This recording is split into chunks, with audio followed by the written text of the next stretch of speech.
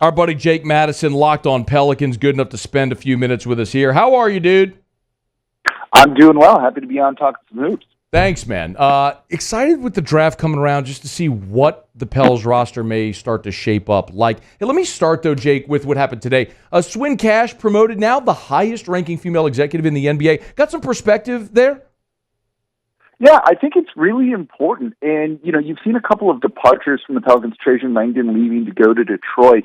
And to move Swin Cash up here, I think it sends a message to the rest of the league. One, she's thought of very highly around the league and someone that many other teams would want in their front office, and the Pelicans chose to prioritize her to keep her here. I think that sends a pretty strong message that despite a slightly disappointing season, you have some really smart people in your front office. And the way Swin Cash interacts with the players and what her role has kind of been here in New Orleans, you saw them all on social media congratulating her, excited for her. Getting that player buy-in is the toughest part of any NBA franchise. You can deal with the X's and O's, you can deal with the draft free agencies, getting players to kind of buy into your culture and what you're doing, and that's something that Swin Cash has been able to do. So I think the Pelicans are really making a statement by moving her up and making her the highest-ranking female executive in the NBA. Jake, she'll obviously be front and center with this organization tomorrow as the draft gets underway. We could look at all the mock drafts. I mean, I think I saw the latest one from ESPN that had him go with Yves Missi, the center out of Baylor. Is there a position or a player that you think the Pels should be targeting? I think the natural thing for them to look at is the center position. Jonas Valanciunas is going to be gone. He will not be coming back to New Orleans next season. And that was a bit of a problem position for him all season long. We've heard the rumors of them maybe trading for someone like Miles Turner from Indiana, for Jared Allen from the Cleveland Cavaliers. They wanted to upgrade that position for a while. And while this is a weaker draft, I do think there are some intriguing centers here. You have a guy like Khalil Ware from Indiana that offers rim protection and three-point shooting, two areas the team needs to prioritize.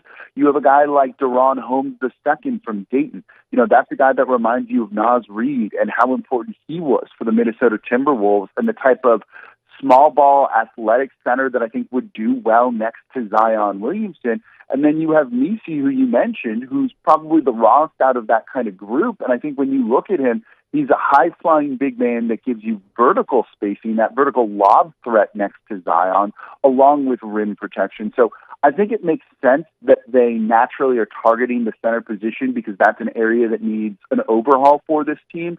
And when you heard David Griffin at the end of the season, and I'm sure you're going to ask me about this in a second, talking about how this is not a summer for complacency, it's a summer for change, I think a lot of people assume it's a Brandon Ingram trade, but I think they also feel they could potentially bring Brandon Ingram back and really retool the center position to kind of unlock some of those lineup combinations. And maybe that's an area that they address in this draft tomorrow. Okay. Let's go there. Let's play. Jake, doesn't any roster scenario with New Orleans this offseason start with whatever you're going to do with Brandon Ingram? Don't you have to make that clear and concise decision first before any other dominoes can fall? Not necessarily. Okay. I think that's where you would like to start. And the NBA is a deadline-driven league. That's why you don't see trades getting done till a day or two before the NBA's trade deadline in February. The draft is definitely one of those deadlines because now all of a sudden picks, which just ooze potential, could be anything, right, turn into a player and they lose value. So if you're trying to kind of maximize your assets, you want to get a deal done right now before you make a pick at 21 if that, is going to be included in a trade. That said, when you look at some of the bigger superstar trades around the NBA in the offseason, and I look at Donovan Mitchell specifically, that was done in September. That was done about a month before training camp started. And I think when you look at teams that make sense as potential trade partners for Brandon Ingram, the Cleveland Cavaliers, who have two guards, two centers, and probably need to move one of each of those guys, have at least publicly said, we're not doing that. We're going to stick with the team that we have. You have Atlanta that's in a really weird spot where you have DeJounte Murray, Trae Young, who don't fit together, but also they have the number one overall pick. and maybe that buys them some time before they need to make some of these changes. So the most impactful move that you're going to make is going to be a Brandon Ingram trade. I don't necessarily think that needs to be the first move that you're going to make.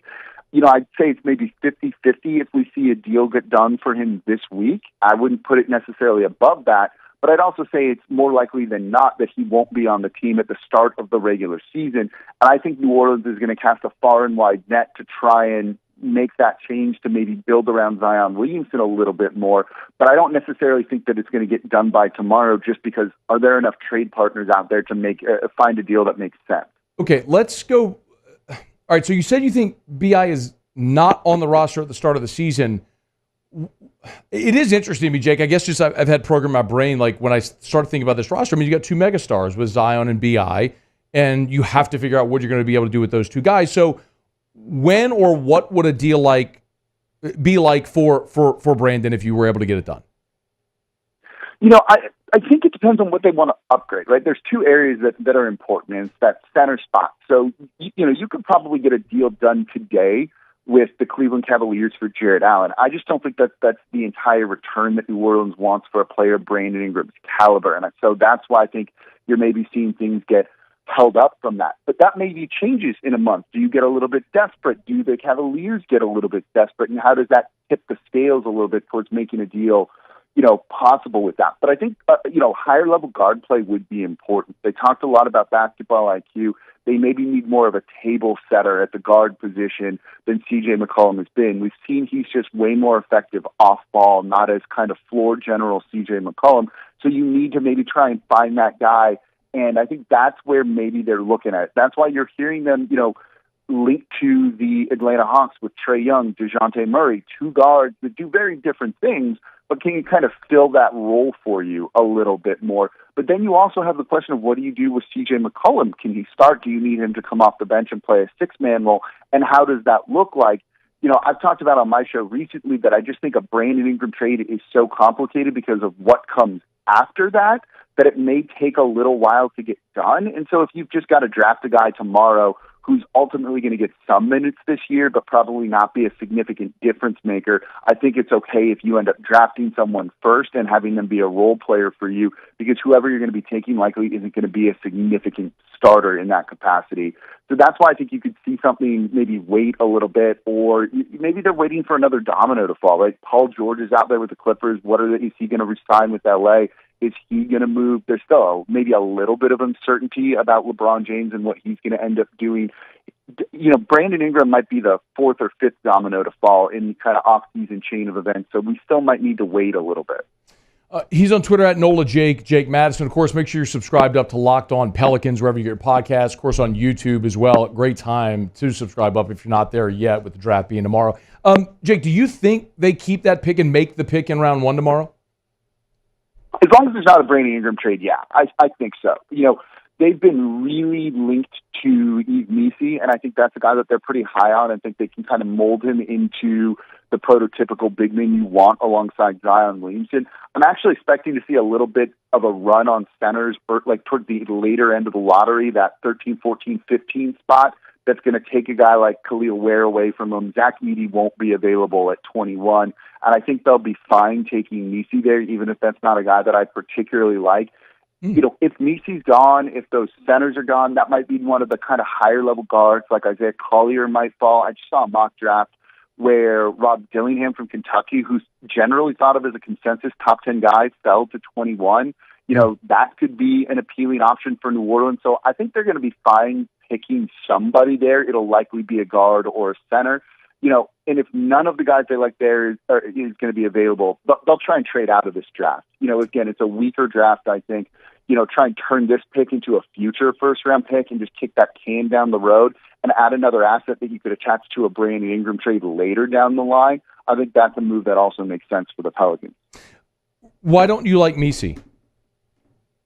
It's too raw. The way I look at the draft, when you look at draft philosophy, when you're picking in the top five, you tend to just go for pure ceiling. Like, this guy's an all-NBA guy, or this guy has MVP ceiling, and you don't necessarily look at floors, and I get it. The draft can really be hit or miss, so you've got to take those big swings because it's a star-driven league. when you're a team that had 49 wins and you're drafting 21, maybe you don't need to take that big swing when you have Zion Williamson, when you in theory, right now, have Brandon Ingram and some other young guys that you particularly like. We're expecting Trey Murphy to take an even bigger leap next season.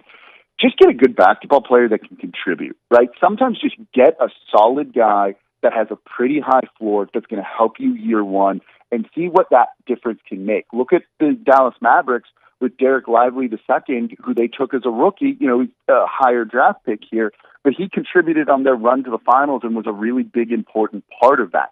I don't see necessarily massive all-star MVP potential in him, but sometimes you just need a guy that's going to help you win games right now, and that's the position that the Pelicans are in. I could see Messi being really good in 3 years, and that's great, except David Griffin and the rest of the front office is going to be fired by then if that's how long it takes him to develop, and you might have already traded Zion Williamson if that's the case. They need to be competitive now. David Griffin has said that. Drafting a developmental guy I don't think fits where they are currently. Here's Jake Madison on Twitter, @NolaJake. Y'all give him a follow. Of course, subscribe to Locked On Pelicans. Jake, before we go, what's the storyline that I haven't asked you about that the audience needs to know about going into tomorrow? Obviously, the next 2 days. I think the biggest thing is, can they get a Brandon Ingram trade done that's favorable to them? I think there's going to be a lot of talk around the Atlanta Hawks, and I think it might also depend on what they do with the first overall pick. Like, we don't know who they're taking just yet. Are they open to even moving that pick? What they do with that pick might then unlock a trade for a Trae Young, for a DeJounte Murray, and then that's all of a sudden a very clear path towards getting a Brandon Ingram deal done. So whatever happens with that number one overall pick is something I'm going to be watching, because depending on what it is, you might see the Pelicans call Atlanta immediately after, and then all of a sudden it happens really quickly and you see a Brandon Ingram trade. He is Jake Madison. Y'all follow him on Twitter @NolaJake. And, of course, subscribe to the Locked On Pelicans podcast, wherever you get your podcasts, or on YouTube. Great time to do it, obviously, with the draft getting underway. Hey, man, always appreciate it. All the best. Talk soon. Okay, of course. Thanks for having me on. Hey, thanks so much for watching. Please leave your comments. I love to interact. And be sure to hit the red subscribe button below.